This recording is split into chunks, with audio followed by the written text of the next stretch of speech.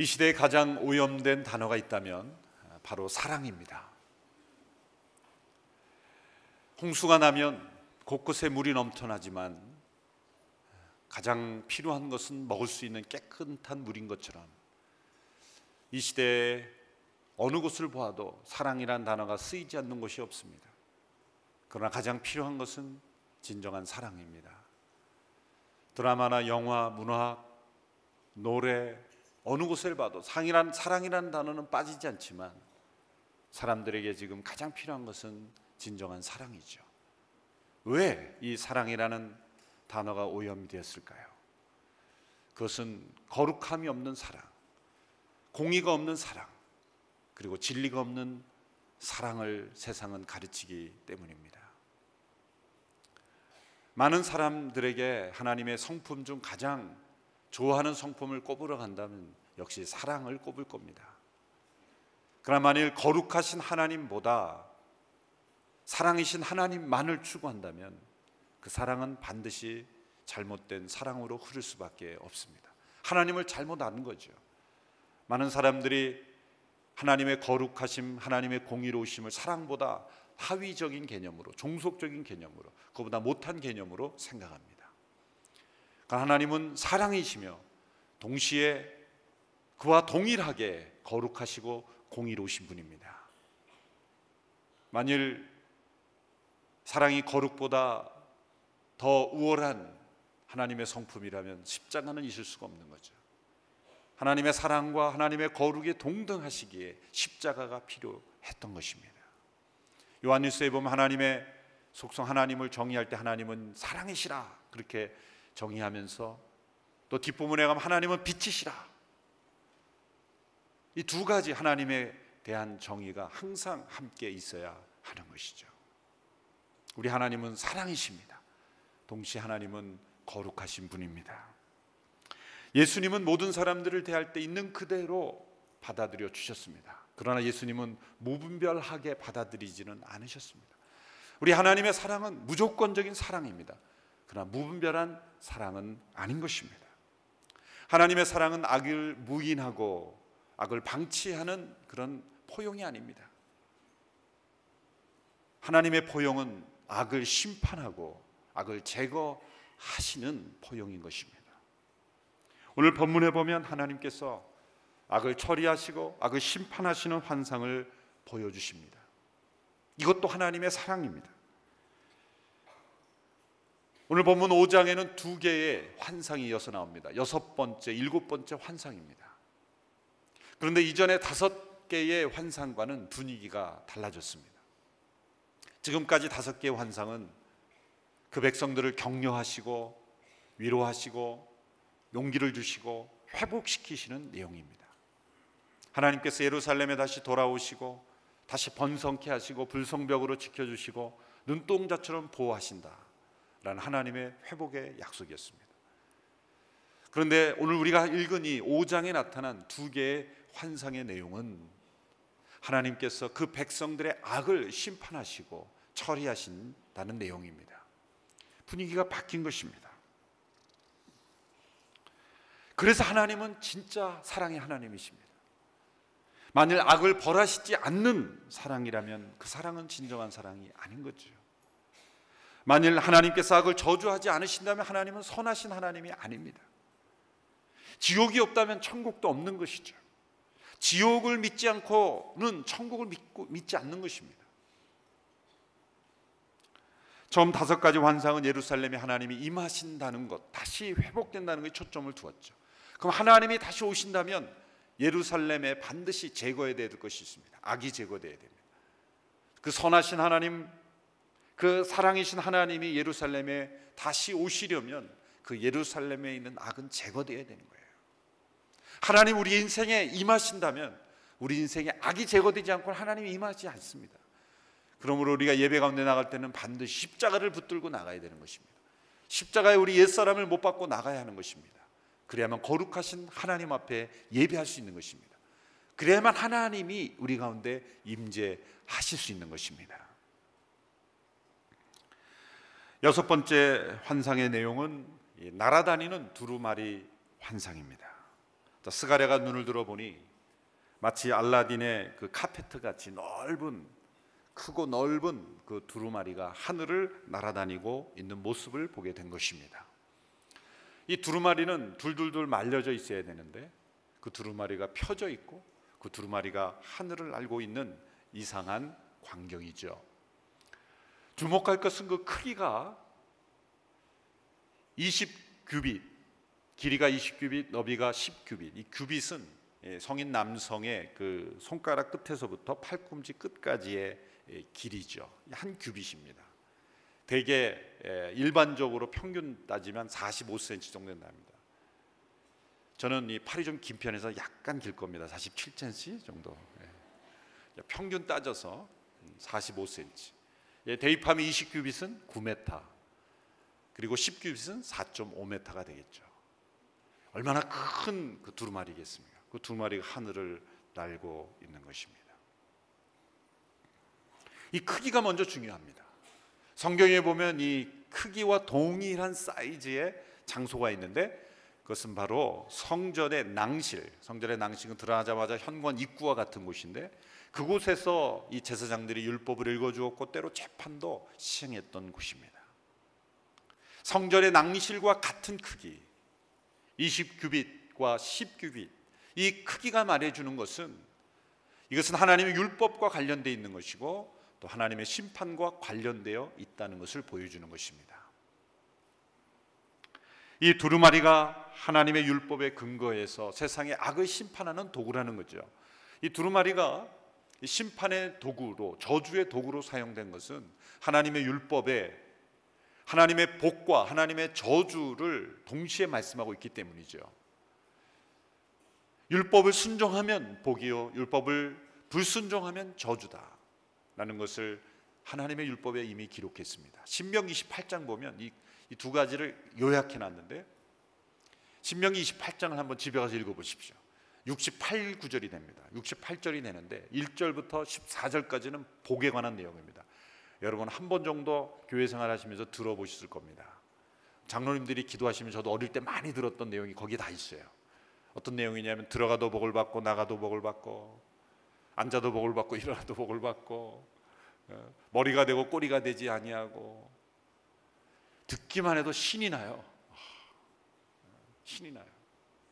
어릴 때 교회 다닐 때 어느 장로님이 하여튼 신명기 28장의 그 복의 내용을 거의 줄줄줄줄 외우셨어요. 야, 듣기만 해도 막 은혜가 돼요. 근데 15절부터 68절까지 54구절이나 되는 구절이 저주입니다. 정반대예요. 들어와도 저주를 받고 나가도 저주를 받고 머리가 되지 아니하고 꼬리가 되고. 근데 더 구절이 몇 배가 많은 것은 우리가 축복받기가 쉽기보다는 저주받을 만한 일을 하기가 더 쉽다는 걸 보여주는 거예요. 대부분은 신명기 28장을 읽다가 계속 복받는 데는 아멘 아멘 그러고 가다가 뒤에 저주 나올 때는 안 읽고 딱 스킵해요. 우리는 습관적으로 기분 나쁘다 그래서 읽어야 됩니다. 읽어야 약이 되는 거예요. 성경은 편식하면 안 됩니다. 어떤 사람은 함께 한다는 약속만 붙잡아요. 그 착각합니다. 자기가 뭘 하든지 하나님 함께 한다고.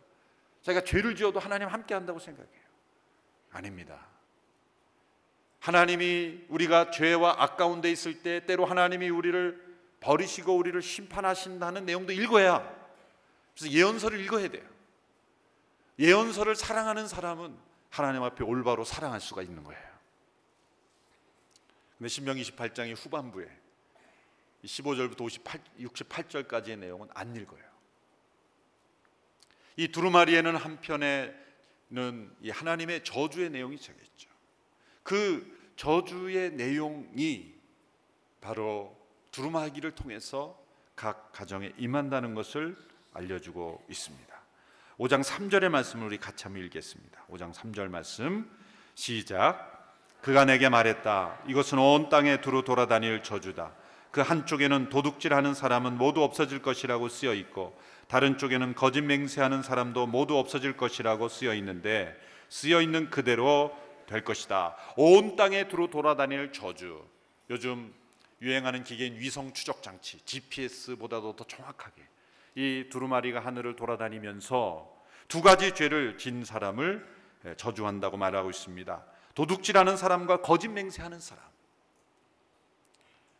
그러나 이 두 가지 죄는 이 두 가지 죄만 범한 사람을 벌한다는 것이 아니라 이 두 가지 죄는 그 당시에 많은 사람들이 만연해 있는 가장 많이 범하는 두 가지 죄를 대표적으로 말씀한 것뿐이지요. 도둑질하는 것은 어쩌면 인간에 관한 그런 모든 계명, 5계명부터 10계명까지를 범하는 그러한 죄를 대표하는 것이고, 거짓 맹세하는 건 하나님 앞에서 짓는 죄, 하나님의 이름을 욕되게 하고 거룩하지 않게 하고 그런 모든 죄를 포괄하는 죄로서 대표하는, 10계명 전체를 범하는 것이고 하나님 앞에 모든 죄를 대표하는 죄로 도둑질과 거짓 맹세를, 이 죄를 등장시키신 거죠. 이것은 바로 그 당시의 백성들의 영적 상태를 보여주고 있는 것입니다. 포로에서 귀환한 백성들이 살기 어려운 것은 당연한 일이겠죠. 다시 도시를 재건하고 다시 삶을 시작한다는 것이 얼마나 어렵습니까? 70년간 방치되었던 도시를 재건하려고 한다면 얼마나 힘든 일이겠습니까? 그러므로 경제는 어려웠을 것입니다. 그러한 어려운 상황 속에서 나타날 수 있는 것은 범죄죠. 그 범죄 중에 가장 많이 나타날 수 있는 것은 도둑질입니다. 그리고 거짓말입니다. 그러므로 그 백성들의 삶 속에 가장 만연해 있던 두 가지 죄, 도둑질과 거짓 맹세, 이것이 바로 하나님께서 주목하시는 죄였던 것입니다. 오늘날도 후진국을 벗어나지 못하는 많은 나라들은 가난이라는 이유로, 살기 어렵다는 이유로 도둑과 거짓을 묵인하고 그리고 방치하는 거죠. 예전에 제가 아프가니스탄 한 목사님 모시고 방문할 때 이 파키스탄의 그 대사관으로 가는데, 그 외교 타운인데 거기에 그 경찰들이 지키고 있는데 문을 안 열어주는 거예요. 왜 문을 안 열어주냐고 선교사님이 했더니 돈을 줘야 열어준대요. 돈을 줘야. 왜 공무원인데 돈을 주냐 그랬더니 정부에서 월급을 조금 주고 알아서 해결하라 그런대요. 그래서 이렇게 돈을 받는 걸 다 묵인해 주는 거예요. 혹시 이 자리에 파키스탄에 나와 계신 분 있으면 죄송합니다만, 가난을 벗어나지 못하는 이유는 이 도둑과 거짓을 방치하기 때문이에요. 느슨하게 법을 집행하기 때문이죠. 경제가 어렵더라도 하나님의 말씀과 거룩한 삶을 포기하지 않을 때 하나님은 경제도 번성하게 해주실 줄로 믿습니다. 세계 경제가 어려워지는 것은 도둑질하는 사람이 많다는 거죠. 거짓말하는 사람들이 많다는 겁니다. 만일 이 땅의 선진국들이 도둑질과 거짓말을 제거하기 시작하면 세계 경제는 회복될 겁니다. 이 나라 경제 안에 도둑질하고 거짓말하는 사람들이 망하게 되어야 돼요. 그래야 나라가 회복이 되는 거예요. 하나님께서 이스라엘 백성들에게 한편으로 성전을 재건하고 다시 회복시킬 것을 말씀하지만, 도둑질하고 거짓 맹세하는 상태에서는 성전 재건은 의미가 없다는 거죠. 그 하나님께서 사랑하시고 보호하시고 눈동자처럼 지켜주신다고 했는데, 하나님이 거짓과 악까지 눈동자처럼 지켜주시는 것이 아닙니다. 하나님이 불성벽이 되어주시고 그리고 눈동자처럼 지켜주시기 위해서는 그 도둑과 거짓 맹세가 사라져야 된다는 거예요. 5장 4절을 보십시오. 이 날아다니는 두루마기는 악을 행하는 각 집에 들어가서 심판을 행하신다고 말씀합니다. 5장 4절의 말씀 같이 읽습니다. 시작. 만군의 여호와께서 말씀하셨다. 내가 저주를 보낼 것이다. 그러면 그것이 도둑의 집이나 내 이름을 들어 거짓 맹세하는 사람의 집에 들어가서 그 집에 머물며 그 집에 들보와 돌들을 모두 없앨 것이다. 자, 하나님의 이 저주는 각 집마다 임한다는 거죠. 출애굽할 때 각 집마다 하나님의 그 심판이 임했던 것처럼 각 집마다 임한다. 왜 개인이라고 말하지 않고 집이라고 말했습니까? 가정 공동체의 책임을 의미하는 거죠.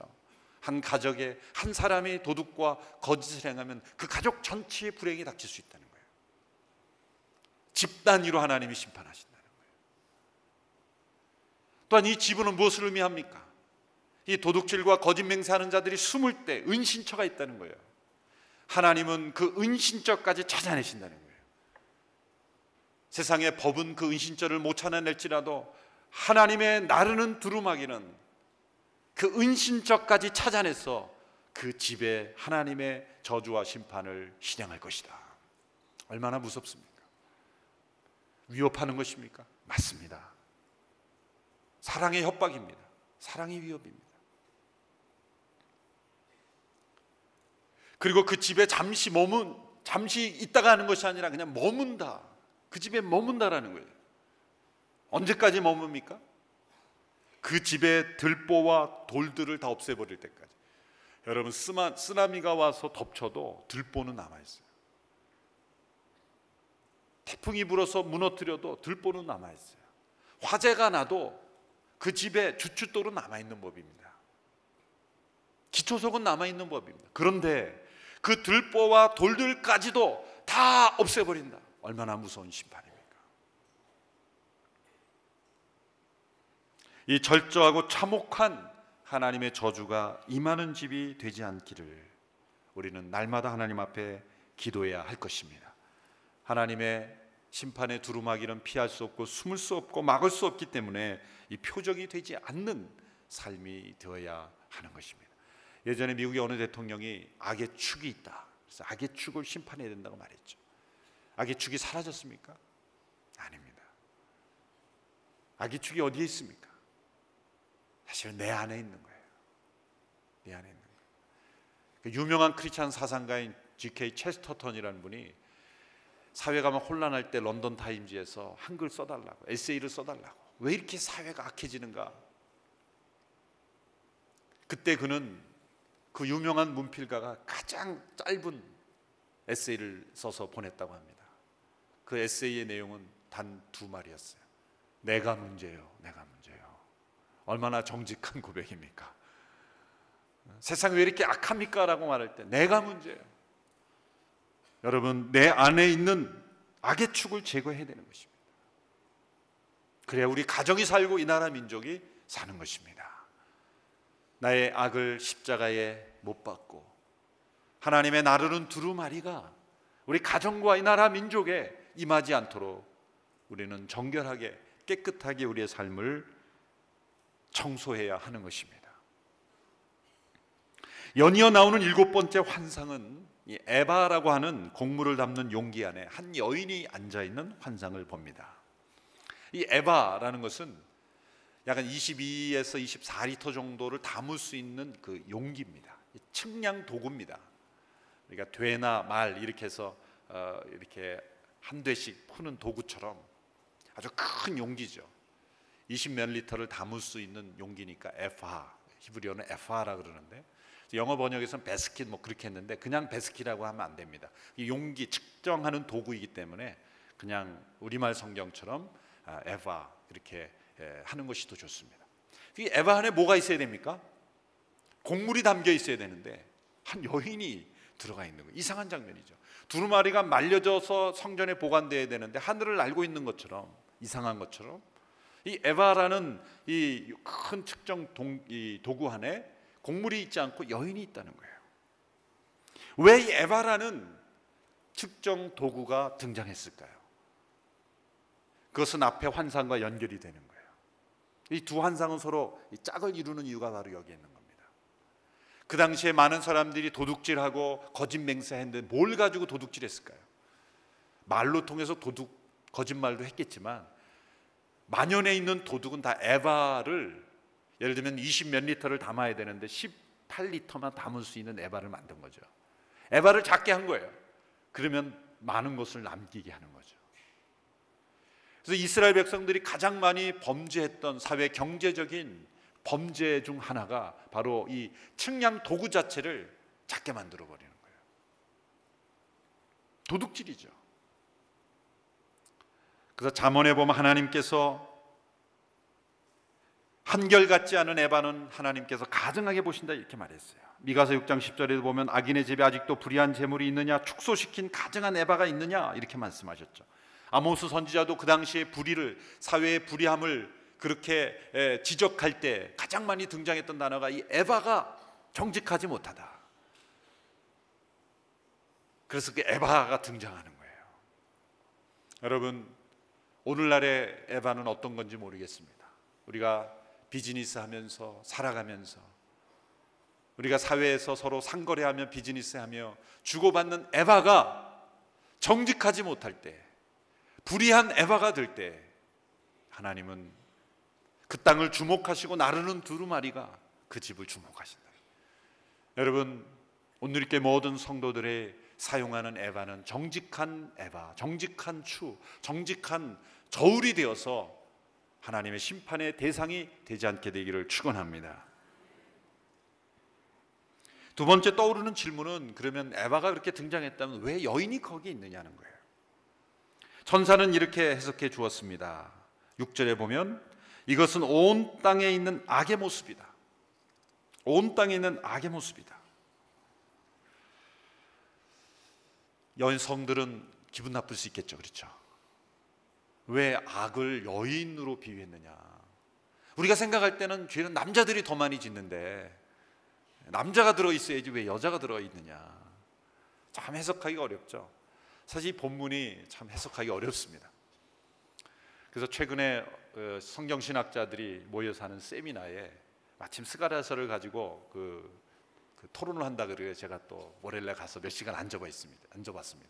마침 또 이 본문을 가지고 나와서 발표하는 학자가 있더라고요. 다 듣고 나서 내린 결론은 머리가 너무 복잡해졌다는 거예요. 뭐 너무나 많은 해석이 있어서, 왜 이 여인이 악을 상징했냐? 히브리어로 악이 여성형이다. 또 그 당시에 많은 우상들이 다 여성 우상들이다. 또 어떤 사람이 하와를 먼저 타락했던 하와를 상징하는 거다. 하여튼 해석이 얼마나 많은지 하여튼 나올 때 식은땀이 나더라고요. 이거 어떻게 설교하나.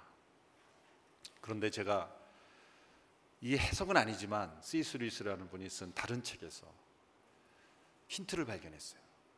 그분이 뭐라 그랬냐면, 하나님 앞에서 모든 인간은 다 여성이다. 성경에도 보면 하나님께서 우리의 남편이시라고 그러잖아요. 신랑 대신 예수 그리스도라고 그러죠.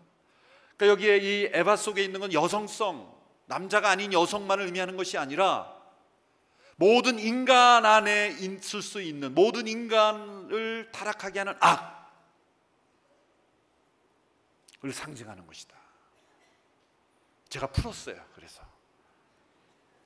제가 한번 세미나 발표 한번 해야 되는데, 모든 인간 안에 있는, 여성만을 의미하는 것이 아니라 모든 인간 안에 있는 악. 하나님 앞에서 모든 인간은 여성이기에, 여성으로 상징되기에, 그 악이 에바 속에 있는 거예요. 그 악은 때로 사람처럼 인격적인 힘을 가지고 있다는 거예요. 그런데 중요한 것은 이 악을 상징하는 이 여인이 에바 속에서 어떤 행동을 하고 어떻게 조치되었는가요? 7절을 한번 보십시오. 7절 우리 같이 읽겠습니다. 7절, 8절 같이 읽습니다. 시작. 납으로 된 뚜껑이 들어 올려지니 에바 안에 한 여자가 앉아 있었다. 천사가 말했다. 이것은 악이다. 그는 그 여자를 에바 안으로 밀어넣고 에바 입구를 납뚜껑으로 덮었다. 자, 납으로 된 뚜껑, 이 납이 무거운 금속 중에 하나죠. 납으로 된 뚜껑 속에 있는데 그 뚜껑이 들려 올려진 거예요. 나오려고 그랬다는 거죠. 그 여인이, 이 악이 뚜껑을 들고 나오려고 하니까 천사가 그 나오려는 악을 에바 속으로 집어넣고 뚜껑으로 탁 닫아버린 거예요. 덮어버린 거예요. 이것은 무엇을 상징할까요? 뚜껑을 열고 밖으로 나오려는 악, 끊임없이 은밀한 속에 숨어 있는데 기회만 되면 밖으로 나오려는 악. 그러나 그 악은 하나님의 능력에 의해서 통제되고 있다는 거예요. 에바 속에 있어라는 것은 통제되고 있다는 거예요. 많은 사람들이 세상이 악한 모습들을 보면서 왜 이렇게 세상이 악하냐 그러면서 막 하나님 도대체 뭐 하시는 겁니까? 하나님이 세상을 다스린다면서 왜 이렇게 세상이 더 흉흉합니까? 그렇게 하나님을 비난하는 사람이 있어요. 그런 분들에 이렇게 대답하고 싶습니다. 때로 일시적으로 뚜껑이 들려 올려서 악이 나오는 것처럼 보이지만 하나님은 이 시대에 때로 국가를 통해서, 정부를 통해, 이런 경찰을 통해, 검찰을 통해 뿐만 아니라 자연적으로도 스스로도 하나님께서 그 악을 망하도록 통제하고 계시다는 거예요. 여러분, 하나님이 악을 때로는 들려 올려지는 것처럼 보이지만 하나님이 막으시는 악이 훨씬 더 많기 때문에 우리가 살아갈 수 있는 거예요. 만일 사람들의 생각 속에 있는 모든 악이 다 성공한다면 지구는 파멸됐을 거예요. 아마. 이 세상 사람들의 마음속에 있는 그 악한 동기대로, 그 생각대로 다 실행이 되도록 하나님이 내버려 두셨다면 우리는 살 수 없어요. 그러므로 하나님은 우리가 느끼지 못하는 사이에 엄청난 악을 지금 제어하고 계시는 거예요. 뚜껑을 들고 나오려는 악을 집어넣고 문을 닫아버리시고, 하나님은 일하고 계시는 것입니다. 가끔 우리에게 악한 공격이 있을 때 하나님 뭐 하십니까? 라고 불평하지 마십시오. 지금까지 아무 일이 없었던 그 기간 동안 하나님이 나를 보호하심을 먼저 감사하시기를 바랍니다. 그게 먼저 우선이어야 돼요. 하나님은 지금도 악을 다스리고 계심을 믿으시기를 바랍니다. 근데 하나님이 그 악을 집어넣을 뿐만 아니라 9절 11절에 보면은 그 에바 속의 악을 가두고 옮기는 것을 볼 수가 있습니다. 9절에서 11절의 말씀을 우리 같이 읽겠습니다. 9절에 11절 시작. 또 내가 눈을 들어 바라보니 학의 날개 같은 날개를 가진 두 여자가 그 날개로 바람을 일으키며 나왔다. 그들은 그 에바를 하늘 높이 들어 올렸다. 나는 내게 말하던 천사에게 물었다. 그들이 에바를 어디로 가져갑니까? 그가 대답했다. 시날 땅으로 가서 에바의 집을 지어주려는 것이다. 다 지어지면 에바를 거기 제자리에 놓을 것이다. 자, 그 에바를, 그 악으로 상징되는 그 여인을 에바 속에 가두고 내버려 둔 것이 아니라 학의 날개를 가진 그 날개를 가진 천사가 두 여인이 나타나서 그 에바를 들어서 시날 땅은 바벨론 땅입니다. 그곳은 바로 바벨탑을 쌓았던 곳이죠. 심판이 임하는 땅입니다. 하나님을 거역하는 땅입니다. 그리고 악이 좋아하는 땅입니다. 그 땅으로 격리시킨다는 거예요. 언제까지? 하나님의 마지막 심판이 임할 때까지. 하나님께서 그 백성들로부터 그 악을 제거하셔서 옮기신다는 아름다운 모습, 그리고 마지막 때까지 그곳에 가둬놓으셨다가 최후의 심판이 임할 때 하나님이 그 땅을 심판하실 거라는 거죠. 문제는 무엇입니까? 하나님은 악만 그렇게 가두어서 신할 땅으로 옮겨서 심판하기를 원하시는데, 문제는 하나님의 백성들이 그 에바 속에 있다가 그 에바 속에서 납뚜껑이 들려 올려서 그 여인이 살짝 악이 들려하면 거기 들여다보고 있는 거예요.